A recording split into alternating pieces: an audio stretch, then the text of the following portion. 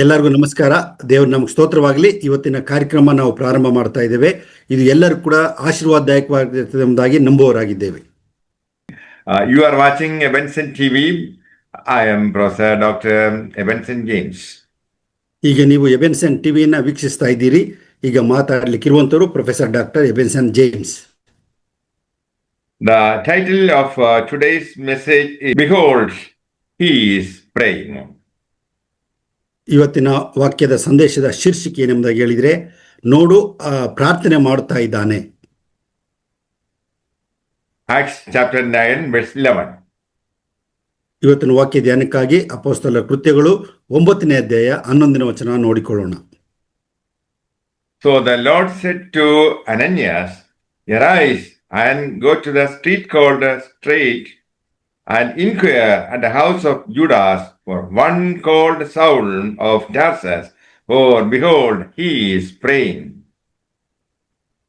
ಅಪೊಸ್ತಲ ಕೃತ್ಯಗಳು 9:11. ಕರ್ತನು ಅವನಿಗೆ, ನೀನೆದ್ದು ನೆಟ್ಟನ ಬೀದಿಗೆ ಎಂಬ ಬೀದಿಗೆ ಹೋಗಿ ಯೂದನ ಮನೆಯಲ್ಲಿ ತಾರ್ಸದ ಸೌಲನೆಂಬುವನನ್ನು ವಿಚಾರಿಸು, ಅವನು ಪ್ರಾರ್ಥನೆ ಮಾಡುತ್ತಾನೆ. Paul had an encounter with Jesus Christ on the way to Damascus. ದಮಸ್ಕದ ಮಾರ್ಗದಲ್ಲಿ ಸೌಲನಿಗೆ ಯೇಸು ಕ್ರಿಸ್ತನ ದರ್ಶನವಾಗ್ತದೆ. He was going to persecute Christians. ಆತನು ಕ್ರೈಸ್ತರನ್ನು ಹಿಂಸೆ ಪಡಿಸಲಿಕ್ಕೋಸ್ಕರ ಆತನು ಹೋಗುತ್ತಾ ಇದ್ದನು. He fell down from the horse and lost eyesight. ಆತನು ಕುದುರೆಯಿಂದ ಕೆಳಕ್ಕೆ ಬಿದ್ದು ಆತನು ಕಣ್ಣು ಕಾಣದವನಾದನು. Jesus asked him, Why do you persecute me? ಯೇಸು ಕ್ರಿಸ್ತನು ಅವನನ್ನು ಕೇಳುತ್ತಾನೆ, ನೀನು ಯಾಕೆ ನನ್ನನ್ನು ಹಿಂಸೆ ಪಡಿಸುತ್ತಿ ಎಂಬುದಾಗಿ. He was blind for 3 days. ಆತನು 3 ದಿನಗಳು ಕಣ್ಣು ಕಾಣದೇ ಇದ್ದನು. In the meantime, he was praying for deliverance. ಆತನು ಅದೇ ಸಮಯದಲ್ಲಿ ತನ್ನ ಬಿಡುಗಡೆಗೋಸ್ಕರ ಆತನು ಪ್ರಾರ್ಥನೆ ಮಾಡುತ್ತಾ ಇದ್ದನು. What we find here is Paul seeking God in humility and brokenness. ಆತನು ಮುರಿಯಲ್ಪಟ್ಟವನಾಗಿ ದೀನತೆಯಿಂದ ದೇವರ ಸನ್ನಿಧಾನದಲ್ಲಿ ದೇವರ ಸಹಾಯಕ್ಕಾಗಿ ಆತನು ಎದುರು ನೋಡ್ತಾ ಇರ್ತಾನೆ. Now Jesus appeared to Ananias and told him, Behold, he is praying. ಆತನು ಅನನೀಯನಿಗೆ ಆತನು ಕಾಣಿಸಿಕೊಂಡು ದೇವರು ಹೇಳ್ತಾನೆ, ಸೌಲನು ಈಗ ಪ್ರಾರ್ಥನೆ ಮಾಡ್ತಾ ಇದ್ದೇನೆ ಎಂಬ ತಿಳಿಸುತ್ತಾನೆ.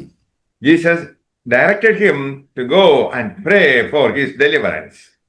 ಆತನಿಗೆ ಅನನೀಯನಿಗೆ ಹೇಳ್ತಾನೆ, ನೀನು ಹೋಗಿ ಸೌಲನಿಗೋಸ್ಕರ ಪ್ರಾರ್ಥನೆ ಮಾಡು ಎಂಬುದಾಗಿ ಹೇಳುತ್ತಾನೆ. Saul was a terrorist persecuting Christians, but now his character is changed. ಸೌಲನು ಕ್ರೈಸ್ತರನ್ನು ಹಿಂಸೆ ಪಡಿಸುತ್ತಿದ್ದವನಾಗಿ ಆತನು ಈಗ ಬದಲಾದಂಥ ವ್ಯಕ್ತಿಯಾಗಿದ್ದಾನೆ.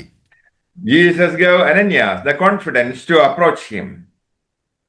ದೇವರು ಅನನೀಯನಿಗೆ ಒಂದು ಧೈರ್ಯವನ್ನು ಕೊಡ್ತಾರೆ, ನೀನು ಹೋಗಿ ಆತನನ್ನು ಸಂಧಿಸು ಎಂಬುದಾಗಿ. As a Pharisee, Paul used to pray in pride and self-righteousness.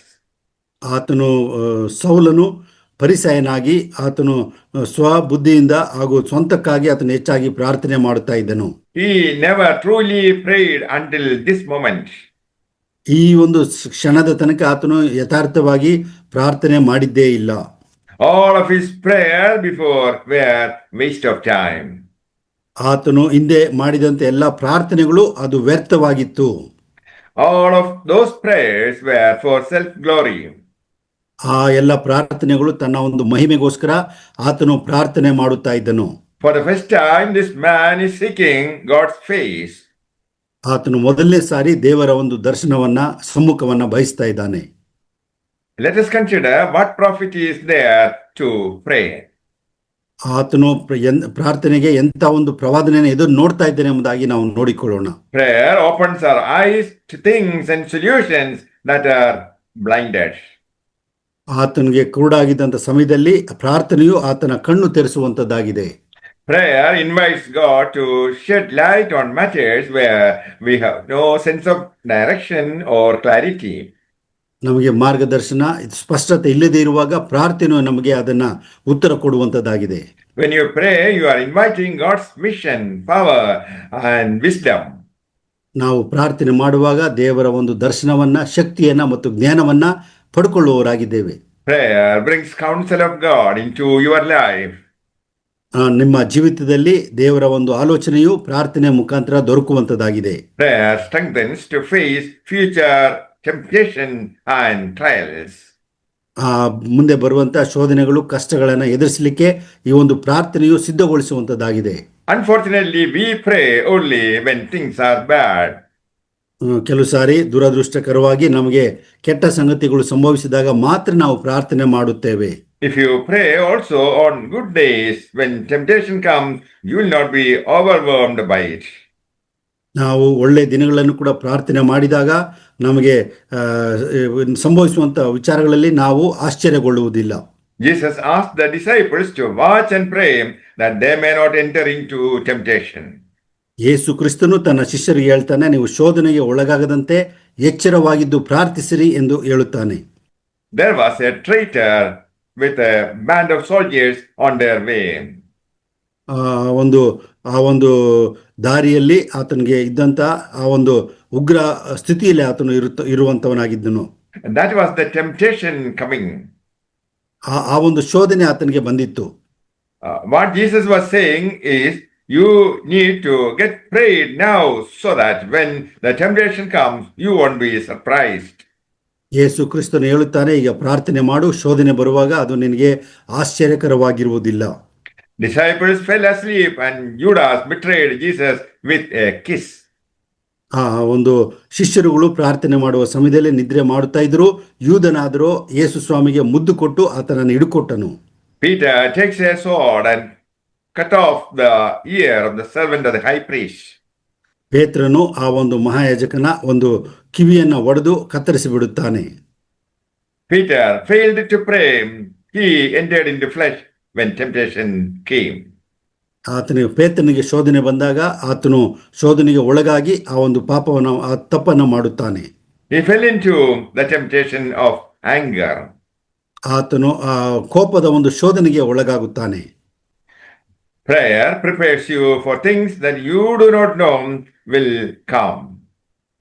ಮುಂದೆ ಬರುವಂತ ಪರಿಸ್ಥಿತಿಗಳು ನಮಗೆ ಗೊತ್ತಿಲ್ಲದಿರುವಂಥದ್ದನ್ನ ಪ್ರಾರ್ಥನೆ ನಮಗೆ ತಿಳಿಯಪಡಿಸುತ್ತದೆ. It keeps you strong because to pray is to remain in the spirit. ನಮ್ಮ ಆತ್ಮದಲ್ಲಿ ಆತನು ಮಾತನಾಡಿ ನಾವು ಸಿದ್ಧರಾಗುವಂತೆ ಆತನು ನಮ್ಮನ್ನು ಸಿದ್ಧಗೊಳಿಸುತ್ತಾನೆ. That is why Paul asked to pray without ceasing. ಅದಕ್ಕೋಸ್ಕರನೇ ಪೌಲನು ಹೇಳುತ್ತಾನೆ, ನೀವು ಎಡೆಬಿಡದೆ ಪ್ರಾರ್ಥನೆ ಮಾಡಿರಿ ಎಂದು ಆಜ್ಞಾಪಿಸುತ್ತಾನೆ. People fall into sin because of prayerlessness. ಅನೇಕ ಜನರು ಪಾಪದಲ್ಲಿ ಬೀಳುವುದಕ್ಕೆ ಕಾರಣ ಅವರ ಪ್ರಾರ್ಥನಾ ಜೀವಿತ ಇಲ್ಲದಿರುವಂತದ್ದೇ ಆಗಿದೆ. Prayer is the power behind every successful gospel ministry. ಪ್ರತಿ ಸುವಾರ್ತಿಕನ ಒಂದು ಯಶಸ್ವಿಕರವಾಗಿ ಇರಬೇಕಾದ್ರೆ ಪ್ರಾರ್ಥನೆಯೇ ಆತನಿಗೆ ಹಿಂಬಲವಾಗಿದೆ. Pray that the advancement of the kingdom of God may not be hindered, challenged or restricted. ದೇವರ ರಾಜ್ಯವು ಪ್ರಬಲವಾಗಿ ಬೆಳೆಯಬೇಕಾದ್ರೆ, ಯಾವುದೇ ಅಡ್ಡಿ ಆತಂಕ ಇಲ್ಲದೆ ಇರಬೇಕಾದ್ರೆ ಅದು ವೃದ್ಧಿಯಾಗಲು ಪ್ರಾರ್ಥನೆಯ ಅವಶ್ಯಕತೆ ಇದೆ. Pray that gospel would reach to places that may seem impossible to receive. ತಲುಪದ ಇರುವಂತ ಕಷ್ಟದ ಸ್ಥಳಗಳು ಕೂಡ ಸುವಾರ್ತೆ ತಲುಪಲು ಪ್ರಾರ್ಥನೆಯು ಸಿದ್ಧಗೊಳಿಸುವಂತದ್ದಾಗಿದೆ. We must also pray for people in positions of authority. ನಾವು ಅಧಿಕಾರದಲ್ಲಿರುವಂತ ನಾಯಕರುಗಳಿಗೋಸ್ಕರ ಕೂಡ ನಾವು ಪ್ರಾರ್ಥನೆ ಮಾಡಬೇಕಾಗಿದೆ. Prayer is the power behind true preaching. ನಿಜವಾದಂತ ಒಂದು ಪ್ರಸಂಗದ ಹಿಂದೆ ಪ್ರಾರ್ಥನೆಯು ಅದು ಪೂರ್ವಭಾವಿಯಾಗಿದೆ. Prayer gives boldness to go and testify on the street or at workplace. ಕೆಲಸದ ಸ್ಥಳದಲ್ಲಿ ಆಗ್ಬೋದು, ಬೀದಿಯಲ್ಲಿ ಆಗ್ಬೋದು, ಪ್ರಾರ್ಥನೆಯು ಸುವಾರ್ತೆಯನ್ನು ಹೇಳಲಿಕ್ಕೆ ಧೈರ್ಯವನ್ನು ಕೊಡುವಂತದ್ದಾಗಿದೆ. Prayer opens doors for evangelism. ಪ್ರಾರ್ಥನೆಯು ಸುವಾರ್ತೆಗೆ ಬಾಗಿಲುಗಳನ್ನು ತೆರೆಯುವಂತದ್ದಾಗಿದೆ. In 1986, while walking down New York City, David Wilkerson observed gang violence and drug addiction. New York ಅಲ್ಲಿ 1986ನೇ ಇಸ್ವಿಯಲ್ಲಿ ಡೇವಿಡ್ ವಿಲ್ಕಿನ್ಸನ್ ಒಂದು ಉಗ್ರರ ಒಂದು ಗುಂಪನ್ನ, ಹಿಂಸೆಯನ್ನ ಮತ್ತೆ ಆ ಒಂದು ಇದಕ್ಕೆ ವ್ಯಸನೆಗೆ ಒಳಗಾದವರನ್ನ ಭೇಟಿಯಾಗುತ್ತಾನೆ. At that time, the city was populated mainly by prostitutes and pimps, runaways, drug addicts, along with peep shows and X-rated movie houses. ಆ ಒಂದು ಪಟ್ಟಣದಲ್ಲಿ ಜನರು ಆ ಒಂದು ವ್ಯಭಿಚಾರ ಮಾಡುವವರಿಂದಲೂ ಹಾಗೂ ಓಡಿ ಬಂದಂಥವರಿಂದಲೂ ಹಾಗೂ ಈ ಒಂದು ಮಾದಕ ವ್ಯಸನಿಗಳು ತುಂಬಿರುವಂಥ ಹಾಗೂ ಆ ಒಂದು ಫಿಲ್ಮ್ ಥಿಯೇಟರ್ಗಳಲ್ಲಿ ಹೆಚ್ಚಾಗಿ ಜನರು ಇರುವಂಥದ್ದನ್ನು ಕಾಣುತ್ತೇವೆ. David Wilkerson cried out for God to do something. David Wilkinson ಏನು ಮಾಡ್ತಾನೆ ಅಂತ ಹೇಳಿದರೆ, ದೇವರಿಗೆ ಪ್ರಾರ್ಥನೆ ಮಾಡಿ ಬಿಡುಗಡೆಗೋಸ್ಕರ ಪ್ರಾರ್ಥನೆ ಮಾಡುತ್ತಾನೆ. He was concerned about the physically destitute and spiritually dead people he saw there. ಆತನು ಕಂಡಂಥ ಆತ್ಮಿಕವಾಗಿ ಬಲಹೀನರು ಹಾಗೂ ಶಾರೀರಿಕವಾಗಿ ಬಂಧನಕ್ಕೆ ಒಳಗಾದಂಥವರನ್ನು ಆತನು ಬಿಡುಗಡೆಗೋಸ್ಕರ ಪ್ರಾರ್ಥಿಸುತ್ತಾನೆ. He stood there weeping. ಆತನು ಕಣ್ಣೀರಿನಿಂದ ಅಲ್ಲಿ ಪ್ರಾರ್ಥಿಸುತ್ತಾನೆ. God promised that he would have a building in the Times Square. ಆ ಒಂದು ಸ್ಥಳದಲ್ಲಿ, ಆ ಒಂದು ವೃತ್ತದಲ್ಲಿ ಆ ಒಂದು ದೊಡ್ಡ ಸ್ಥಳವನ್ನು ಕೊಡ್ತೇನೆ ಎಂಬುದಾಗಿ ದೇವರಾತನಿಗೆ ವಾಗ್ದಾನ ಮಾಡುತ್ತಾನೆ. He visited a theater and asked the owner that he wanted to start a church there. ಆ ಒಂದು ಥಿಯೇಟರ್ ಹೋಗಿ ಆ ಒಂದು ಥಿಯೇಟರ್ಲಿ ನಾನು ಸಭೆ ಮಾಡಬೇಕೆಂಬುದಾಗಿ ಆತನನ್ನು ಕೇಳುತ್ತಾನೆ. He said a show was going on for an estimated period of 10 years. ಆತನು ಹೇಳ್ತಾನೆ, ಕಳೆದ 10 ವರ್ಷಗಳಿಂದ ಇಲ್ಲಿ ಫಿಲ್ಮ್ ಶೋ ನಡೀತಾ ಇದೆ. Once the show is over, I will offer it for church. ಈ ಒಂದು ಶೋಗಳೆಲ್ಲ ಮುಗಿದ ಮೇಲೆ ನಾನು ಸಭೆಗೋಸ್ಕರ ಈ ಸ್ಥಳ ಕೊಡ್ತೇನೆ ಎಂಬುದಾಗಿ ಹೇಳುತ್ತಾನೆ. Come back in 10 years. ಆತನು ಹೇಳ್ತಾನೆ, 10 ವರ್ಷಗಳ ನಂತರ ಬಾ ಎಂಬುದಾಗಿ ಕರೀತಾನೆ. He said a show was going on for an estimated period of 10 years. ಆತನು ಹೇಳ್ತಾನೆ, 10 ವರ್ಷಗಳ ಕಾಲ ಈ ಒಂದು ಫಿಲ್ಮ್ ಶೋ ನಡೀತಾ ಇರ್ತದೆ. Once the show is over, I will offer it for church. ಈ ಒಂದು ಶೋಗಳೆಲ್ಲ ಮುಗಿದ ನಂತರ ನಾನು ಸಭೆಗೋಸ್ಕರ ಸ್ಥಳ ಕೊಡ್ತೇನೆ ಎಂಬುದಾಗಿ ಹೇಳುತ್ತಾನೆ. Come back in 10 years. 10 ವರ್ಷಗಳ ನಂತರ ಬಾ ಎಂಬುದಾಗಿ ಹೇಳುತ್ತಾನೆ. Wilkerson prayed, Lord, do something on New York. Wilkinson ಪ್ರಾರ್ಥನೆ ಮಾಡುತ್ತಾನೆ, ದೇವರೇ ನೀನು ಒಂದು ಕಾರ್ಯವನ್ನು ಇಲ್ಲಿ ಮಾಡೆಂಬುದಾಗಿ ಪ್ರಾರ್ಥಿಸುತ್ತಾನೆ. God impressed his heart that God would give him that very same theater. ದೇವರು ಆತನಿಗೆ ಹೇಳ್ತಾನೆ, ಆ ಒಂದು ಥಿಯೇಟರನ್ನೇ ಸಭೆಗೋಸ್ಕರ ಕೊಡ್ತೇನೆ ಎಂಬುದಾಗಿ ದೇವರಿಗೆ ಆತನಿಗೆ ತಿಳಿಯಪಡಿಸುತ್ತಾನೆ. Day of opening show came. They thought it would be the greatest show they have ever produced. ಆ ಒಂದು ಸ್ಥಳದಲ್ಲಿ ಮೊದಲನೇ ದಿನ ಪ್ರಾರಂಭ ಮಾಡಲಿಕ್ಕೆ ಬಂದಾಗ ಒಂದು ಅತಿ ದೊಡ್ಡ ಒಂದು ಶೋ ಅನ್ನ ಅಲ್ಲಿ ತೋರಿಸಲಿಕ್ಕೆ ಆತನು ಮುಂದೆ ಬರುತ್ತಾನೆ. During that night, Wilkerson, staying outside the theater, continued praying, God, do something tonight to own this theater. ಈ ಒಂದು ಥಿಯೇಟರ್ನಲ್ಲಿ ನೀನು ಕಾರ್ಯ ಮಾಡೆಂಬುದಾಗಿ ವಿಲ್ಕಿನ್ಸನ್ ಹೊರಗೆ ನಿಂತು ಪ್ರಾರ್ಥನೆ ಮಾಡುತ್ತಲೇ ಇರುತ್ತಾನೆ. A woman came out of the show. ಆ ಒಂದು ಸಮಯದಲ್ಲಿ ಒಬ್ಬ ಮಹಿಳೆ ಆ ಒಂದು ಥಿಯೇಟರಿಂದ ಹೊರಗಡೆ ಬರುತ್ತಾಳೆ. Wilkerson asked, how was the show? ಆ ವಿಲ್ಕಿನ್ಸನ್ ಕೇಳುತ್ತಾನೆ, ಯಾವ ರೀತಿಯಾಗಿ ಇವತ್ತು ಶೋ ಇತ್ತು ಎಂಬುದಾಗಿ. She said, this thing is going to die. ಆಕೆ ಹೇಳುತ್ತಾಳೆ, ಈಗ ನಡೀತಿರುವಂತ ಕಾರ್ಯ ಅದು ಸತ್ತು ಹೋಗ್ತದೆ. After 1 week, newspapers reported it to be the best rated thing ever produced. ಆಗ ನ್ಯೂಸ್ ಪೇಪರಲ್ಲಿ ಒಂದು ವಾರ ನಂತರ ನ್ಯೂಸ್ ಬರ್ತದೆ, ಅದು ಚೆನ್ನಾಗಿಲ್ಲ ಎಂಬುದ ವರದಿ ಅಲ್ಲಿ ಬರುತ್ತದೆ. In a week, it was shut down. ಒಂದು ವಾರ ಸಮಯದಲ್ಲಿ ಆ ಥಿಯೇಟರ್ ಮುಚ್ಚಿ ಹೋಗ್ತದೆ. And Wilkerson got the place. ಆ ಒಂದು ಸ್ಥಳವನ್ನ ವಿಲ್ಕಿನ್ಸನ್ಗೆ ಸಿಕ್ಕುತ್ತದೆ. The very same theater, Jesus was mocked. Now Jesus is glorified and it became a church. ಯಾವ ಸ್ಥಳದಲ್ಲಿ ಯೇಸು ಕ್ರಿಸ್ತನು ನಿರಾಕರಿಸಲ್ಪಟ್ಟಿದ್ದನೋ ಅದೇ ಸ್ಥಳದಲ್ಲಿ ಕ್ರಿಸ್ತನ ಮಹಿಮೆಗಾಗಿ ಸಭೆಗಾಗಿ ಆ ಸ್ಥಳ ಕೊಡಲ್ಪಡುತ್ತದೆ. Prayer is the source of miracles. ಪ್ರಾರ್ಥನೆಯು ಈ ಒಂದು ಅದ್ಭುತಗಳನ್ನು ಮಾಡುವಂತ ಒಂದು ಮೂಲವಾಗಿದೆ. Keep praying and believing for miracles in your life. ಯಾವಾಗಲೂ ಪ್ರಾರ್ಥನೆ ಮಾಡ್ರಿ, ಅದ್ಭುತಗಳನ್ನ ಎದುರು ನಿಮ್ಮ ಜೀವಿತಗಳಲ್ಲಿ ನೋಡುವಂತವರಾಗಿರ್ರಿ. May the Lord bless you all with these words. Amen.